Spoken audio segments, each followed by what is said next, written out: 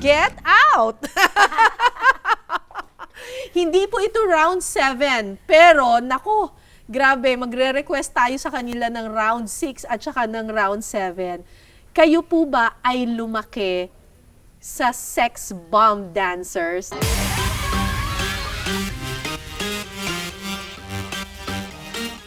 Isang malaking karangalan para sa akin. I'm so happy na pumayag siyang maging guest natin dito sa iListen, si Ira Bermudez. Get Oh, spaghetti Thank you. pababa. Pero kayo puro pataas ng pataas. Yes, Miss Cara. Grabe. Thank you for having me. Looking forward po talaga ako sa guesting ko dito. Kasi bilang marami kaming pinalaki ng sex bomb, kayo rin po ba marami na rin po kayong napatay? Hindi napanood ko po yung viral video niya, sorry.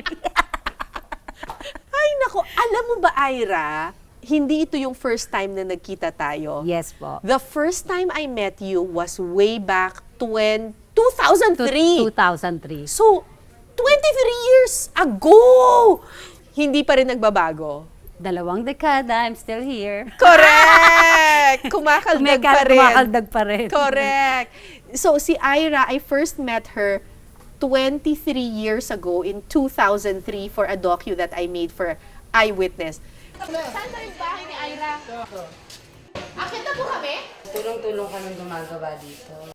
Pumunta ako sa bahay ninyo sa Tondo. Yes, I remember that. Yung bahay niyo ang pinakamataas.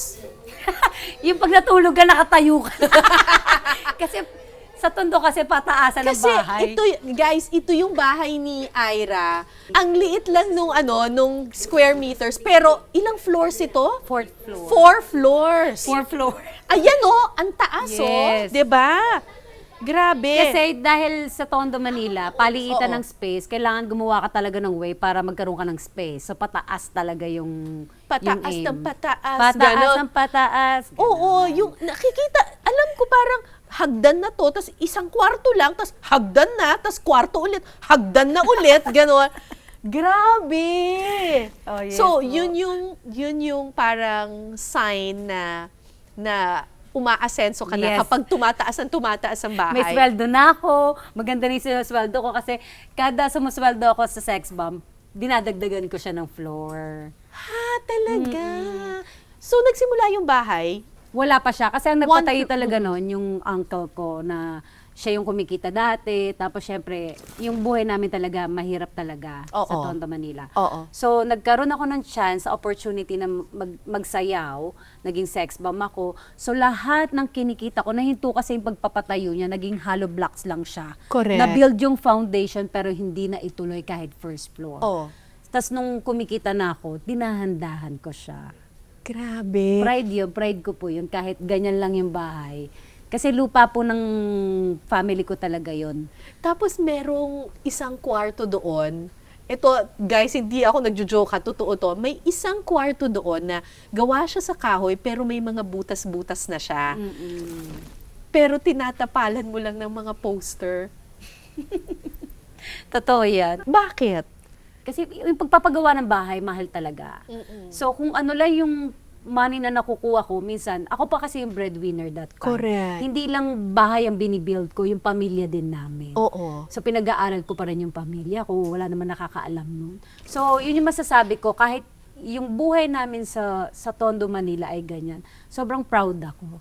Bakit ka naging breadwinner? Nasaan ang Yeah. parents mo? Kasi po, nung bata pa lang ako, syempre, hindi naman talaga perfect lahat ng family. Correct. Yung father ko, seaman siya, tapos tumawid siya, bumabiyahe talaga siya ng barko. Tapos Oo. naiiwan yung mama ko. Oo. Mama ko, parang siya lang yung nag-aalaga sa amin, hanggang sa naging 5 kami. Kaya sobrang nakaka-proud po yung pag-aalaga ng mama ko sa amin. Kasi, nung yung father ko, chef kasi siya, tapos seaman, nagstay na siya sa Amerika. May ibang pamilya doon? Yes, nagkaroon siya ng ibang pamilya. Pero ngayon lang kasi, so mahaba yung storya, ngayon naintindihan ko na kung bakit.